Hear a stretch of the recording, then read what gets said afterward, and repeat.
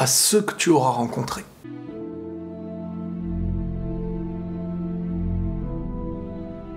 La vie est faite de tout plein de rencontres. Ça commence à la naissance, avec une famille.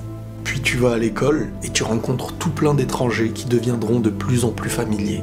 Tu découvriras avec le temps peut-être l'amour. Tu passeras de l'enfance à l'âge adulte. Et les rencontres de ton enfance n'auront plus rien à voir avec celles que tu feras une fois grandi. Mais elles devront être 2 fois plus réfléchies.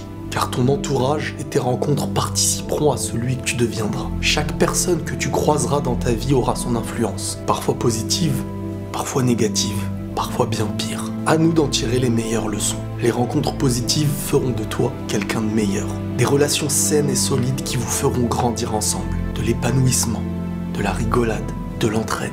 C'est comme une famille qui se voit grandir dans une nouvelle maison que vous construirez ensemble. Les cœurs sont heureux, ça se ressent sur ton visage. Mais il y a aussi les rencontres négatives qui te rendront soit plus fort si tu sais rebondir, soit totalement détruit si tu abandonnes. Des relations remplies de profit, de haine, de violence, d'engrenage, souvent avec des personnes individualistes, égoïstes, hypocrites. Et là, t'es en danger, car ces gens peuvent t'utiliser, en amitié comme en amour. Ton bien, à leurs yeux, il n'existera pas. Mais parfois, ils sauront te manipuler pour te le faire croire. C'est quand tu leur donneras toute ta confiance que tu auras tout perdu. Et la conséquence de tout ça, c'est qu'ils feront naître chez toi la peur de la perte de confiance, des traumatismes et tout plein de choses tristes. Même la relation terminée, et même si c'est du passé, tu sentiras que tu n'es plus maître de toi-même et que tout seul, tu n'arriveras jamais à avancer. Tu t'en sens plus capable. Tu continueras de compter sur des gens qui parfois auront compris qu'ils sont tout pour toi, que tu as besoin d'une main qui les relève,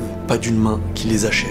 C'est comme si on t'avait coupé les jambes et qu'aujourd'hui, ta reconstruction et ton épanouissement seraient handicapés. Mais c'est pas trop tard, car tu peux faire partie de ceux qui ont rebondi. Et ceux qui ont rebondi, à mes yeux, font partie de ceux qui ont le plus de chances de réussir. Ceux qui ont connu les rencontres positives et les négatives. Celui qui a connu la joie et les larmes, les douleurs et la paix.